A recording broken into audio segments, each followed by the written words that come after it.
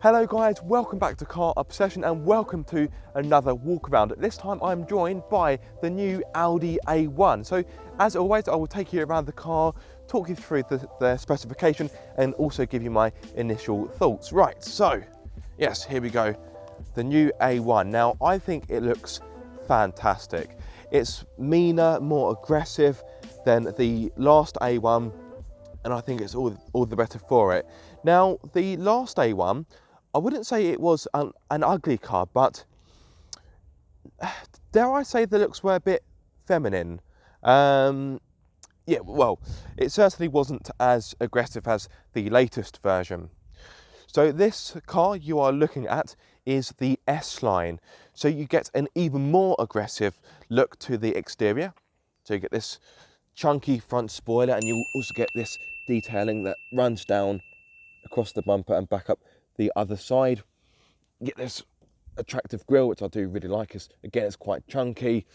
And yeah, I think it looks fantastic. And in fact, this car has turned more heads than I thought it would.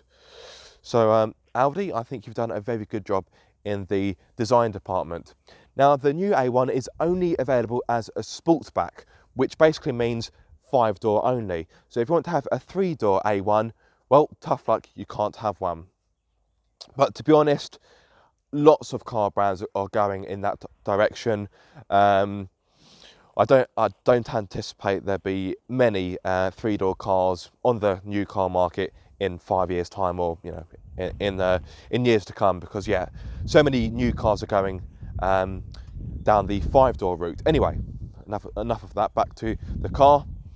As standard, you get 17-inch alloys, but this particular car does have optional alloys, and in fact this car's got a load of options, but I will get onto that a little bit later.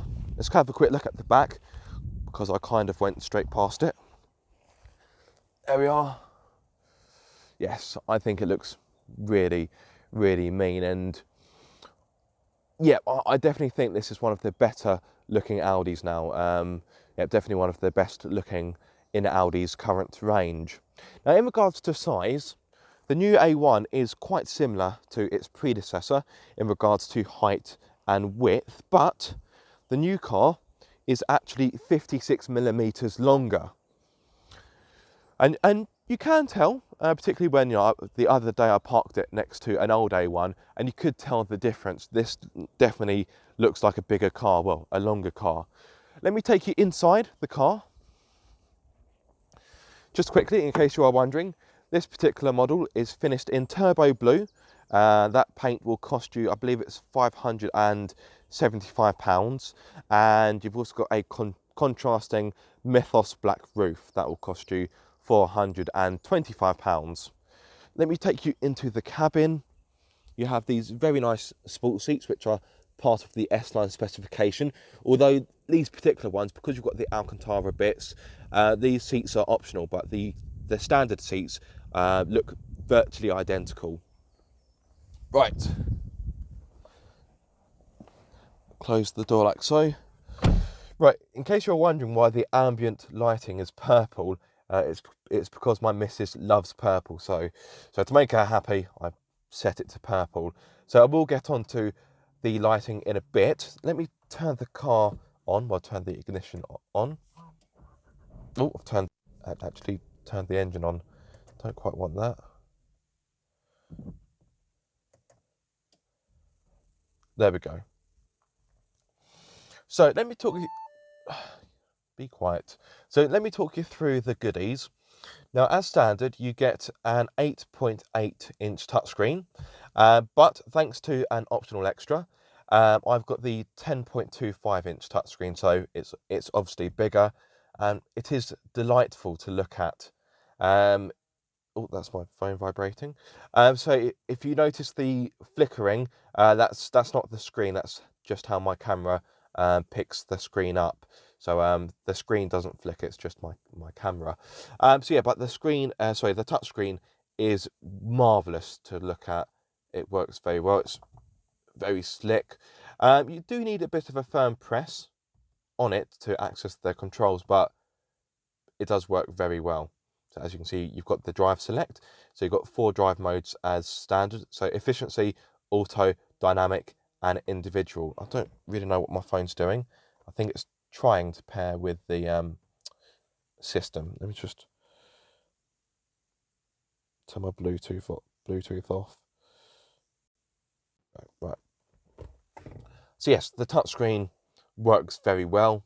So as standard, you have DAB radio, of course, Bluetooth, smartphone connectivity, and navigation. In fact, there we are. That is the navigation provided by Google Maps.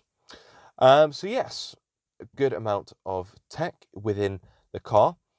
Now let's move on to the virtual cockpit. So as standard, you get the digital cockpit, which is similar to the virtual cockpit, but it does lose out on a few features. Again, thanks to an optional extra, I do have the virtual cockpit, therefore I do have a few more features. So for example, I'm pretty sure the digital cockpit doesn't give you this view, the wonderful bird's eye Google Map view.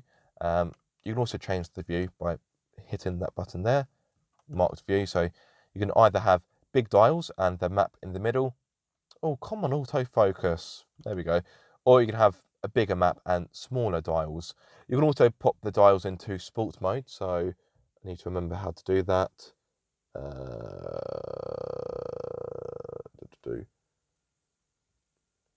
Oh, how do you do it? Settings, displaying brightness, virtual cockpit. There we go. So pop it into sport mode. As you can see, the dials change. You get a nice red line there. And let's pop it back. And there we are. You still get the red line, but it's not quite as prominent. So yes, you can also change the views using the 2 arrows here. There we are. Sorry guys, autofocus is really struggling. Any time today. There we go. Right, fantastic. So yes, you can change the views like so. So you can have the media or the radio, the Bluetooth, but obviously my phone isn't connected at the moment. Navigation and just your bits and bobs and your kind of car info. I think the inside is a really nice place to be. Now, I quite like this detailing, but my wife thinks it looks cheap and tacky, but I do quite like it. Yeah, the inside is finished very nicely. I like the way how the touchscreen is angled towards the driver. It gives you better ergonomics. I've got dual zone climate control, but again, that is an optional extra, but you do get air conditioning as standard. Here we are. And the dials feel really nice to touch. Pretty much everything in this car just feels, just right. It's fantastic. Audi is well known for making brilliant interiors, and the A1 is no different. We've also got buttons down here, which again are angled towards the driver. 12-volt socket, USB port, and a USB Type-C port down there. I've also got wireless phone charging, but again, that is an optional extra. At this point, you're probably thinking, what on earth is standard on this car? But you do get a fair bit as standard. So you get the 8.8-inch touchscreen, you get the digital cockpit, you get cruise control, you get the drive select, you get rear parking sensors, but this car's also got front parking sensors, as you can see on the screen there. You don't get a reversing camera, sadly, in case you are wondering. You get LED headlights as standard, which I think is pretty good. Even the base model gets LED headlights, so I think that's quite good. Right, so what else have I got? So I've got the cruise control down here. I've also got the adaptive speed assist, which gives you an adaptive element to the cruise control. That is another optional extra. This car is peppered with optional extras, guys. So speaking of which, let me run you through the price. So the A1 starts from £17,700. I've got the S line though, so that bumps the price up to £20,800. Although I've got the S-Tronic 7-speed automatic gearbox, which adds more money on. So that's £22,325. But this car has got a lot of options. I think this car's got 17 different options on it. So this car that I'm sat in right now is almost £30,000. Yeah, almost £30,000 for a car of this size. It does seem bonkers, but obviously you don't have to spend that much on an A1. No one is forcing you to spend that much in options. This is really a highlight of what you could spec your A1 up to. In all honesty, there's not too many options this car doesn't have. But anyway, let's move things on. Let me talk you through storage. So the door bins are of a good size. I've got a 750 milliliter bottle of water in there and space left over. I've got my notes for the car. There we are. I've got my notes there. And yes, you've got a bit of space left over. That's pretty good. You've got the slot here where you can pop your phone. And of course, as I've mentioned, this car has wireless phone charging. So when you pop your phone in there, as long as your phone is modern enough to have the capability, you can charge it wirelessly. You've got two cup holders. Sorry, well, you've got I would say 3 cup holders in the middle, but that middle slot, that middle hole, is quite small. I'm not really too sure what bottle you could fit in there. So yeah, I'd say more like 2 cup holders in the middle. So in this one, I've got a 500 milliliter bottle of water in there. There we are. You've got a front center armrest, which again is an optional extra. And to look at, it looks like it will have quite a bit of space underneath, but lift it up and the space inside is actually quite small. So I've got a few bits of rubbish in there. But yeah, it's not actually that big. It looks kind of large on camera, but it isn't. So to give you some perspective, this is a packet of chewing gum. And yeah, it's not a really big space. So I do find that a little bit disappointing. And as you can see, all I've done is I've put one of my GoPro accessories in there and an empty packet of wine gums, and already the pocket looks pretty full. Right. And of course you get a glove box, which actually offers a decent amount of space. That is pretty good. Now I do have a few other storage areas. So there is a storage area underneath the passenger seat. That is an optional extra. And I've also got a little logbook holder down here. Apologies for the mud. Right, there we are. So you've got a little compartment in here where you can keep your logbook, which again is pretty handy. And yeah, it is an optional extra. Right, as I've mentioned, I've got the 7-speed S-tronic gearbox. Yes, so I think it's probably about time for me to move into the back and to show you rear space. Let's have one more. Oh, let me turn that off. Well, actually, I've got to show you the. Oh yes, I know. I've got to show you the ambient lighting, which again is an option. Where do I need to go? Settings. No. Car.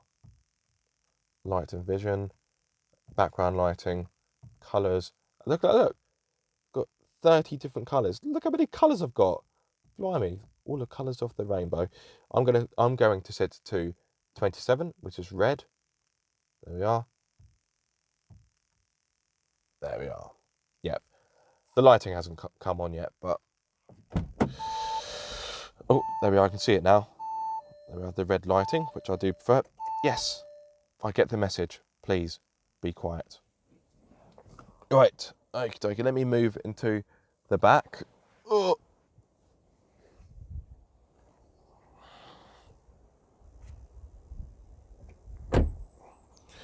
So with the car being 5-door, obviously access to the back is a lot easier. As always, the driver's seat has been set for me. I am 6'2", so I am of course a taller person. Right, let's get in like so. Now, predictably, for the car size, I don't have a lot of space back here. As you can see, my knee room is pretty much non-existent, although I do have a bit of leg room. Although it's not that much, but I do have a bit. Headroom, though, is better than I was expecting. I haven't got acres, but for my height, I do have a few millimetres spare, so that isn't too bad. Would I want to be in the back of this car for a longer journey? No, I wouldn't, but obviously, you know, I am a bit of an exception because of my height. You wouldn't, well, I don't think you'd often put taller people like me in the back of an A1 anyway, so that's probably not worth mentioning. Could you fit 3 people in the back? I don't think so. The middle seat, as you would expect, is quite slim. The base of the seat is also set a little higher up. Let me get you the right kind of angle. That's an awful angle. So yes, the middle seat is set a little bit higher up. So when you sit in it, you do get less headroom. And you've also got a large transmission tunnel as well. So yeah, I don't think anyone would really want to sit in the middle seat, particularly for a medium or longer journey. Now, in regards to practicality back here, you've got decent sized door bins. That 750 millilitre bottle of water I have in the front, that also fits in here, which is quite handy. You've got hooks if you want to hang up an item of clothing. Sadly, you don't get any charging ports in the back, so if you want to charge your smartphone or your tablet on the go, you can't because, well, there's no ports for it. And there's no armrest in the back either, which I would have liked, but never mind. Right, step up like so. Let me show you the boot. Now, one of the advantages of the new A1 having an increase in length is it now has a bigger boot. So the previous car had 270 litres, whereas the new car now has 335. Now, of course, I've got all my filming stuff in there as per usual, so I will cut to a clip of the boot empty to give you a better idea.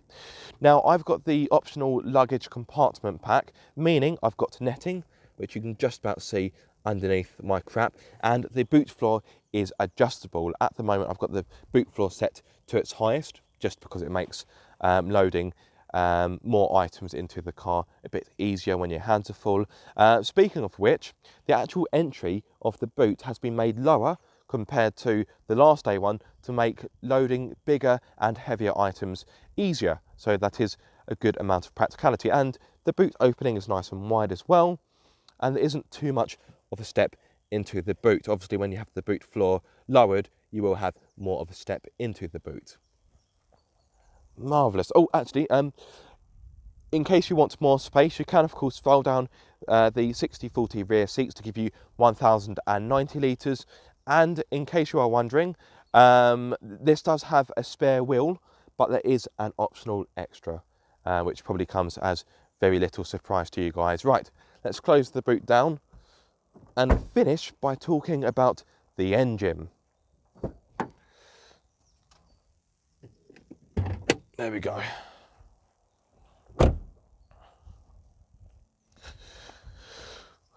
Just quickly, actually, see those 3 slits in the bonnet?